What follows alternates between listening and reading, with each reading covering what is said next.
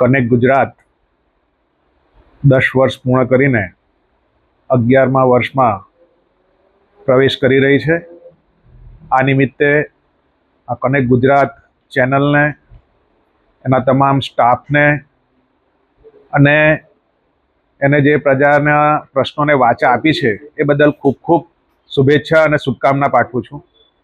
છેલ્લા દશકામાં કનેક્ટ ગુજરાતનો અનુભવ રહ્યો છે કે જનહિતના પ્રશ્નો હોય, સામાજિક પ્રશ્નો હોય, રાજકીય પ્રશ્નો હોય, એનું સચોટ વિશ્લેષણ કરીને પ્રજા સમક્ષ મૂકવાનો પ્રયત્ન કર્યો છે।